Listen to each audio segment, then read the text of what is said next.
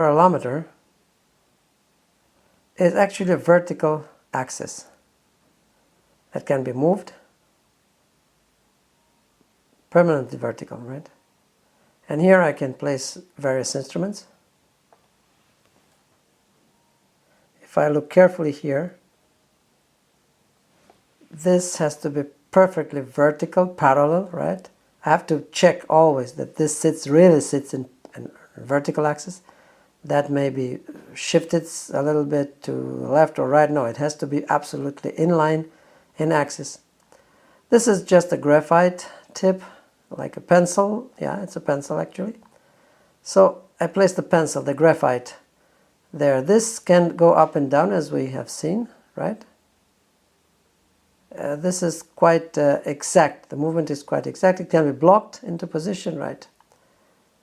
Now this does not move.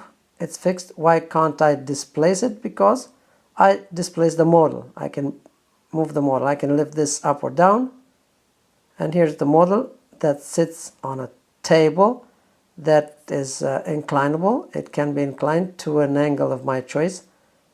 So it can be fixed also with this screw, and I can place it the way I want in an angle of my choice. So first I'm looking at the model and say, okay, I will do a denture here, right? That will fit, well, around actually the remaining teeth, right? Which is the ideal insertion axis? Well, from above. What does it mean from above? I have ideal teeth here, right? Don't forget that. This is not a real case. This is just a model. They're nice. They look nice. They're placed okay. Yeah. A technician or whoever did this model, created this model, right? Let me see if I place it like this.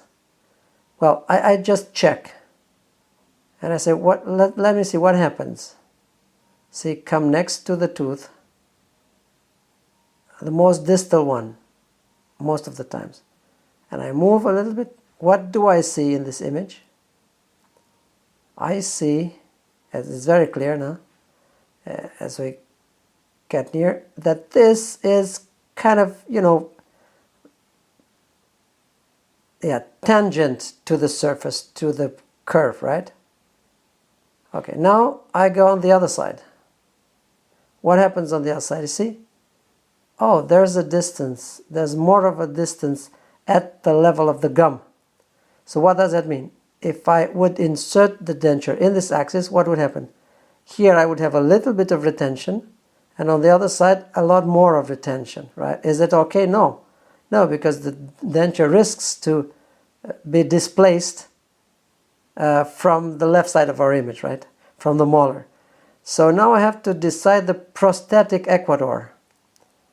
The prosthetic equator is born once I mark it with this pencil, right? The prosthetic equator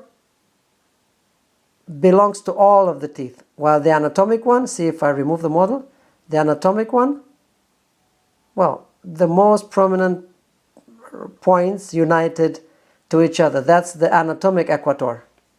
Okay, it's like the equator of the extracted tooth, right? It's anatomic. But now I need the prosthetic equator. Yeah, the anatomic one depends only on the crown itself, not taking into account other crowns. Position of the crown, position of other teeth, nothing. It's just that one single tooth. That's the anatomic one. But now I'm interested what happens with the prosthetic equator. What does it mean? Look, I'm placing it now here again, just to make clear what it means. So I move the model, so I said it was too much to the right, was it? Yeah? So now let's move it a little bit, you see, and I fix it again and say, okay, now, well, there's a difference, there's a clear difference, right? Let me see, there's a clear difference. If I look here, do I have it? Let me check it. Yes, there is a little bit more distance from the gum. There's more of a distance there, right? So this touches a little bit higher the tooth, and there it leaves a little bit of a distance at the gum level. Let's see on the other side.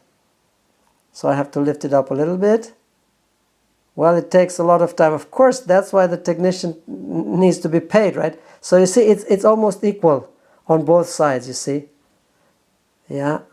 The undercut at the gum level. That's what we're looking for. What about this one? Well, it doesn't look bad at all. Maybe a little bigger undercut, but yeah. And now the technician takes everything into account and decides on the final axis of insertion, which is actually the position of the model on my table. Right there, I'm not that interested there because the denture will not go there with any clasp. So my clasps are to be placed on the neighboring teeth, neighboring the edentulous ridge, right? So I don't care about the canine and the lateral incisor. I won't have clasps there. So now, can I fix a denture on this teeth in this axis that I decided now? Can I do that? Well, it depends. Let's see. Is it axially from this point of view? Look. I say, wow. And you see, when I look from this side, oh, I got a problem. That my denture will have there an undercut and will not be able to sit on the distal side of the tooth. What about this one? Wow, the same thing. Oh, there's a distance. It's not okay. Of course it's not okay. A little bit of a distance? Well, from the periodontium, that might be okay. What about this side? Oh, on this side is divergent. Well, let's try to make it even. Right, let's try to make it even. See, move a little bit. Let me see. Lift it up. So, a little bit more. Yeah, well, we can do that, no problem. We test it slowly, right? That's the classic way of doing it, right? On the digital, the same, but it's more elaborate. So that's better. That's better. Let's see. How about the other side? Wow, that's okay. That's quite okay. What about on the other side? Well, that's better. That's better. See. So we did left, right first, and we did front, back. I mean, yeah, front to the back of the mouth afterwards. So I incline the model. What about here? Yeah, it's divergent, so it will fit in. That's nice. Here, well, almost, yeah, it's not bad, not that bad. So I can insert the denture, right? What if I couldn't? Well, if I couldn't, that's difficult. If I couldn't, I mean, if the teeth were placed in a crooked position, well, let's suppose that in this region, this tooth would be too much gone distally, right? So there's no possibility to insert the denture. What do I do? Well, in this case, I trim. I trim. Okay, this is a trimming device. So I change my instrument. That's a scraper. And see, if those teeth were inclined towards each other, I could put a little bit of wax there and fill with wax that I scrape afterwards to make it parallel with the scraper. I place the wax to the margin of the gum. So after placing the wax, just imagine I place the wax there, then I take the scraper,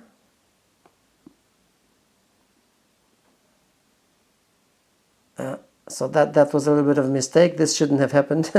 Okay, but you see that this margin is broken at my table. So again, imagine I place some wax there, and slowly, little by little, I remove the wax until the undercut is filled with wax, right? And then I have perfect parallel plans, and then the denture will go perfectly into position without interference with the teeth, right? Well, in this case, I will have to make a duplicate model, of course, because I won't make the denture over the wax, that's for sure. But this is what the scraper is for. So I did some parallel plans that I can create here, there, on the other side. I can do that. I can create parallel plans in wax. So modify this model in wax and then duplicate it. And the duplicate model will be perfect for denture insertion, right? So this can be solved by the technician. But there will be some distances. Yes, there will be some distances. What do I prefer? Some small distances here and there at the final denture in the mouth, or to trim intraorally from the tooth to make it parallel? Well, it depends. The simplest way is this, but if the dentist is able to trim intraorally and to prepare teeth in parallel, well, that's even better, that's for sure. But that's not that easy. We can do it, nevertheless. It is possible. There are techniques today that can do that, but I just go over the details. So now we understood what how the analysis is done. We understood what the scraper is for. We decided the insertion axis. From this moment on, we don't move it. That's it. It stays like that till we finish the job. So now, in this position, what's our prosthetic equator? So that's the equator of the hole, right? So let's take the graphite again and descend. And well, as I'm touching it with the lateral, right? Not with the tip, with the lateral, I let this graphite intersect the surface of the tooth. So I have a sign here, another sign here. See, the tip is not touching, it's the lateral side of the graphite that touches the surface of the teeth, right? Okay, so the lateral of the cylinder. So this is the prosthetic equator. That's it. In this axis, this is the equator in this axis. If I move the model on the table, it will be a different one. But this is the prosthetic equator in this axis of insertion, right? So now it's clear. And now the one question. Now ask a question. Somebody's coming and says, remove this. Why? I mean, maybe it's my colleague or whatever. I need to do the same. But wait a minute, what am I going to do now? I want it to be, but I need it too. So what do? You keep it blocked for one patient. Maybe you go home and someone else comes in the afternoon and needs the tool. Well, I won't be able to fix it again in position, will I? Next morning, right? When I come back to work. Well, no, that's not true. It's possible. The simplest way, there is the more elaborate way, but the simplest way is I place this in a fixed point. I get it closer, closer, closer, closer. It can be on the basis, it can be wherever, doesn't matter, right? And I want to see a point, not a line, a point. See, a little bit of point there, okay? One point is marked there. Do the same on the frontal region. I didn't move the height. I didn't move the height of my pencil, so it stays at the same height. So I have the second point now. Okay, that's very fine. I don't need a very obvious point. So this is the third now. Again, let's place it. Well, let's place it here. Why not? Yeah, right. Okay. So pay attention now. If I unite those 3 points, okay, this one, and the other one, you see, those points represent a plan, okay? Just an imaginary plan. That plan will be absolutely parallel with the plan of the table. Why? Of course, because, look again, just pay attention. If I had this marker at the same level, and I have 1, 2, 3 points, see? I move wherever I move, but the distance from the table is common in all 3 points, right? So that plan, 1, 2, 3 points, 10 points, 20 points, doesn't matter. That plan is perfectly parallel. I only need 3 to define a plan, do I? That's right. So now I come back. and I say, okay, somebody move my, oh, what happened? You ruined my, no, don't worry. Because it is tripodated. That's 3 legs, three apoda, that's from Greek, it means 3 legs, right? So, here, let's see here, well,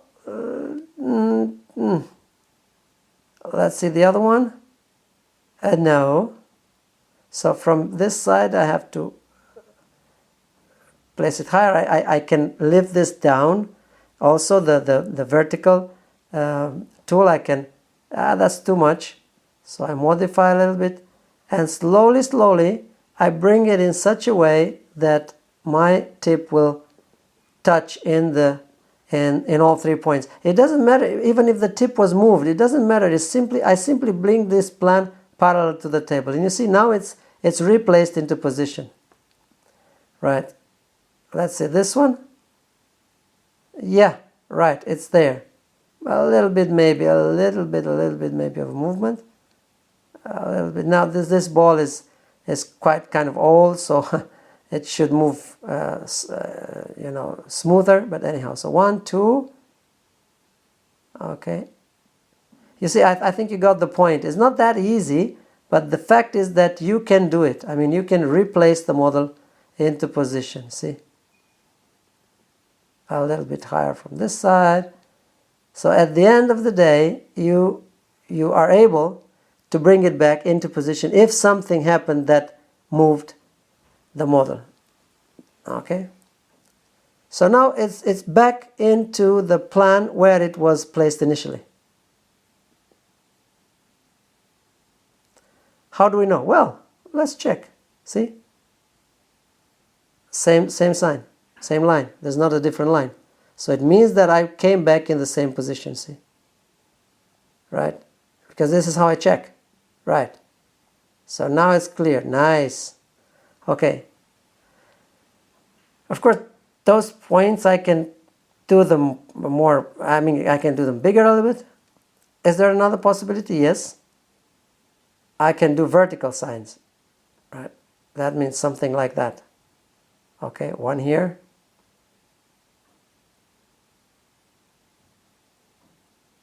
Okay. One. And then do the same here on the front. That's 2.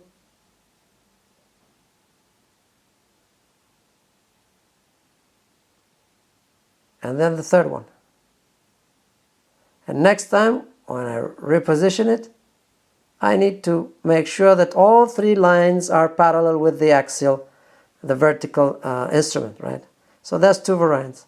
The one with points is more difficult, but helps me to understand one thing. What's the idea with the plan? The plan that is parallel to the table, right? So now I know that this is my equator, prosthetic equator. So there I need the retention, enough retention to place my clasps. Okay, and the denture will sit nicely on the neighboring, the proximal of the neighboring teeth. Here is also divergence, so it's fine. It's an ideal model, as we said. Here it's quite okay. Okay, I always keep a hand up there to place my instrument at the height that I need, on different sides of the model. So now, what am I going to do? Well, I do something else also. I mark it on the other side. See, I mark it here. What is that? This is over the equator, over the prosthetic equator. I always mark also on the other side. Okay. Why am I interested in that? Well, because all the counterclasps, the opposing arms, I will have to place them over the equator. Here is easy because there's non-retentive, right? There's no undercuts. So this is the prosthetic equator, but on the oral side, on the palatal side in this case. So the prosthetic equator belongs to all the teeth in a certain insertion axis, right? I can do something else now, which is smart to do. In those regions, I can create some, dig some ditches, right? Even with a scraper, I can do that, right? I can dig some ditches.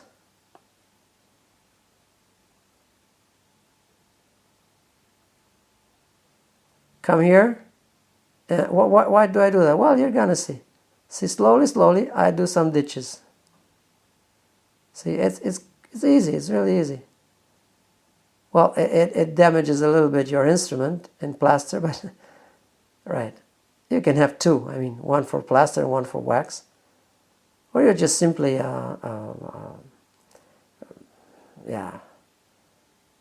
make it sharp again. Razor sharp from time to time. Why not? See those ditches that I create? Not too fast, because I can damage my model, but okay. So I did those 3 ditches. Why? Why do they help me?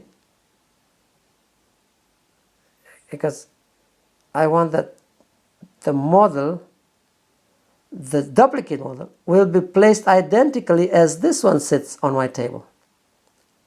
This is the master model, right? But the master model has some ditches that will remain copied on the duplicate model. So I have this model. I want to do a metal, component that will sit on the pallet. Here I need to have metal at a distance. Of course not. Of course at a distance, right? Of course not. I don't want the metal to touch the gums, right? I have to place it at a distance. So how can I make the metal sitting on the pallet but being at a distance on the crest? Well, I modify this model. See? I placed a little bit wax there, as we said, to make it non-retentive if I need it. And then here on this region, I'll put some wax on this model, on this very model, right? Like 0.5 millimeters wax, for example. And this model is going to be modified with wax, right? What does it mean? It means that where I want to have a distance between metal and gum, I add some wax. Clearly controlled thickness wax, right? That's a foil of wax. So I need to take this model and duplicate it, right? To make it again.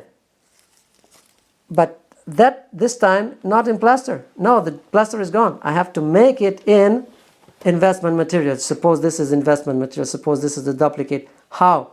Well, I take my master model modified with wax and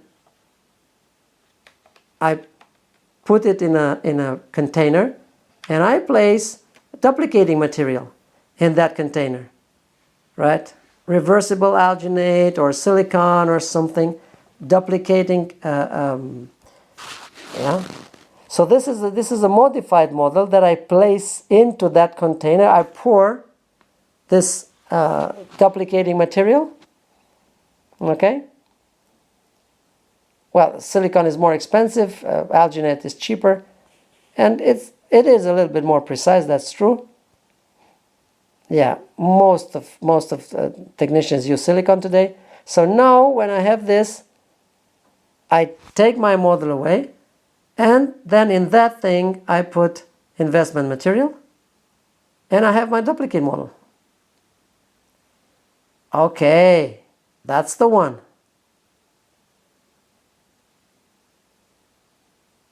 So now see the duplicate model next to the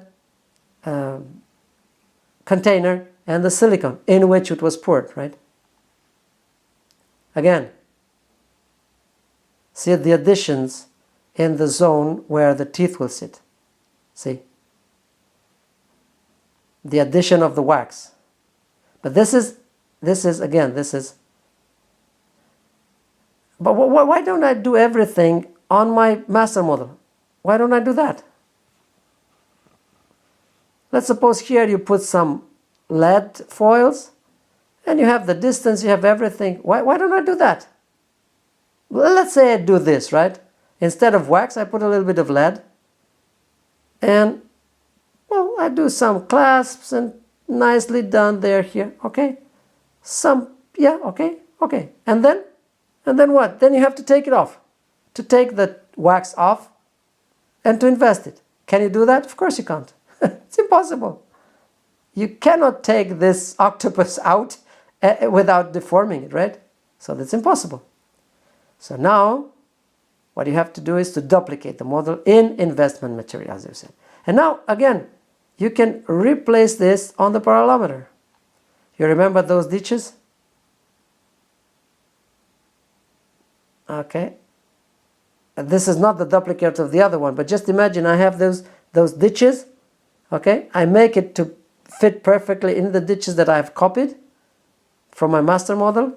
Wow, that's different. And now I can place this duplicate model in the same way in which my master model was placed. Right, so now I'm on a model that is made of investment material. Okay, what am I doing now? Well, it's easy. I have to decide where I put my clasps. I come back with my marker, with my pencil. Yeah.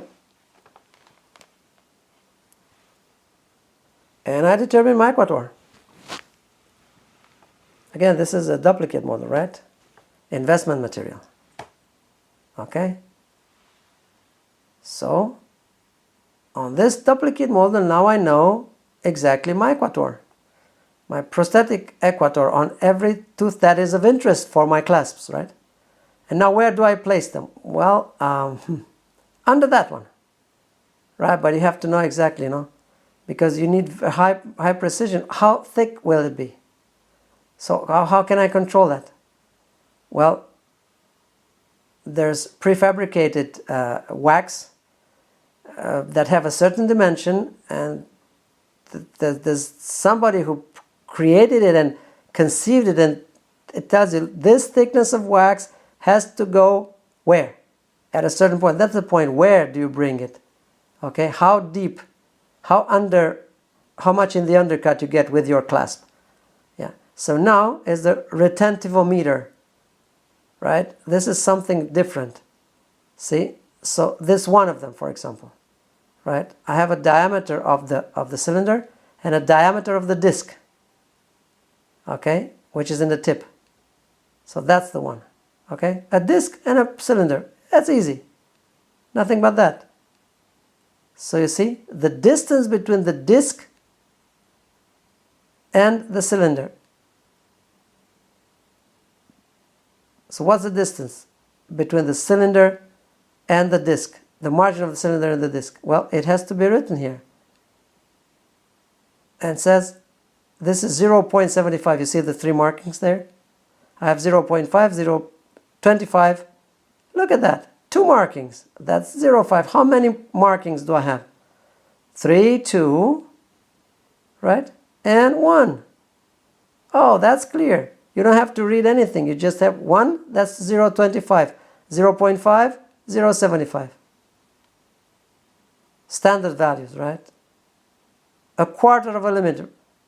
2/4 of a millimeter, right? 0.5. 3/4 of the millimeter.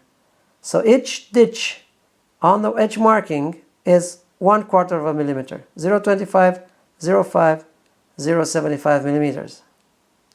So the smallest retentiveness that I can use is 0.5. Where is this? Well, I come close, close, close, close. I make it touch in both, the cylinder and the disc, touching in the same time. So now I know that there is 0.25. What am I doing? Well, I need a very fine pencil, and I say, okay, here is 0.25 at this point. And from 0.25, from here, okay, I mark it. I want to go till where? Well, maybe till 0.5. I don't want 0.75 because I think it's too much. In my case, or I may use a clasp that goes until 0.75. It depends. Yeah, the more elastic it is, the lower it can go. So 0.75 would be too much even for this tooth. I mean, this is not retentive enough for 0.75. So, but this band in between 0.25 and 0.5, this is my band where I place the tip of my clasp. See, which clasp? Well, it depends. I have to decide what type of clasp goes perfectly in such an undercut. Okay, to create the perfect retention and not to create strain on the teeth. So a clasp like this, for example. And here I have a rest that sits in the occlusal of the fossa of the tooth. And on the other side, it's a counter clasp that sits over the equator, that is counter effects the clasp, the elastic clasp. And then it's a connector, and then you have the bigger connectors. And so the same thing here. You'll discuss all those details, what type of clasp you place where. Okay? And there are some are more elastic, some are less elastic, but the concept is this, right? So the only way to determine that is to know where the equator is and then to know how much retention I have. So I think things are quite clear now. So I did this on the duplicate model, and then I create it like this. Okay, this is investment material, right? Now, suppose this is a duplicate model. It isn't. This is just normal plaster. But you see, suppose this is, okay, duplicate model and investment material, right? So on the investment material, on the duplicate model, I create this, right? This is just didactic. It's just for it to explain. Then I put sprues. Then I put it in a container. I put, again, investment material. And then what? Then all this thing goes into the furnace, right? And then I let the wax come out, and I cast the metal, and I get exactly this, my metal framework, okay, that I will be able to place on the master model afterwards. Okay, so that's how it looks. You see, this is the cone. This is when you prepare it for investment, right? And so this is investment material, and you pour investment material over, of course, after you place that in a container, in a cylinder container. Okay, you see the sprues, dark green, okay, to make sure the metal will flow into all your framework. That's again the cylinder, the container, and in here you just pour again investment material. So you'll have investment material under the framework, the wax, and around it. Okay. Once you cast it, once you transform it in metal, then you place it on your master model and mounting the teeth.